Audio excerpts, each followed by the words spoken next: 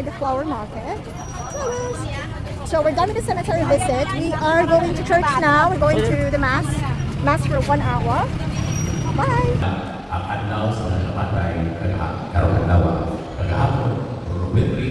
Hello! So our next stop from the church is the mall. We bought some shoes and also some thongs for Dad. And that's it. This is for Dad. That one, because he said, bought na daw. That one. Si Mom bought also 2 pairs of shoes.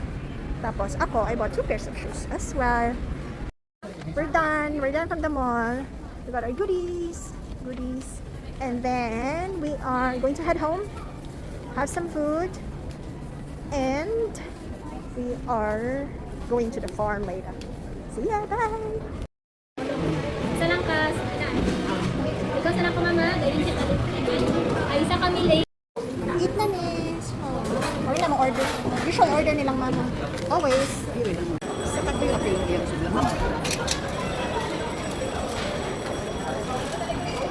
Salamat. Dunkin' Donut. Goy, mga OFW na may kayo Dunkin' Donut. Huh?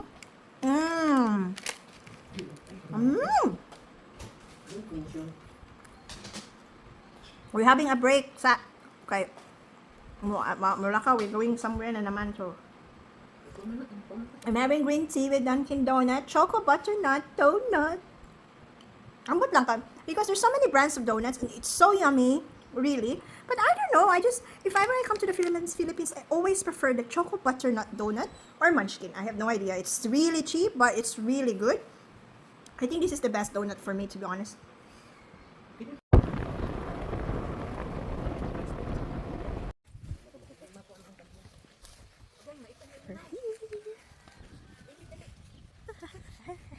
Look, nami diri, nami sa asyenda.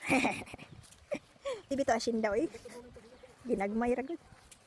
Guys, if you're in the Philippines, every time you have to eat. Karon, we're gonna go to an eat all you can buffet.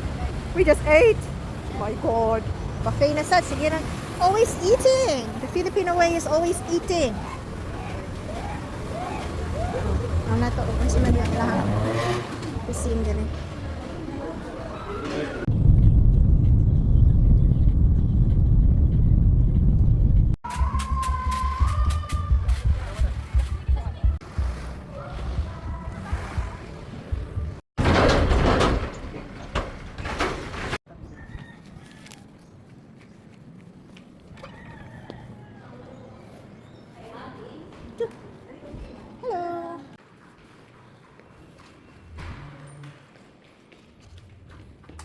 Gamay ra mao. Gamay ra jud siya. Dili siya mas nindot tong ano. Cute.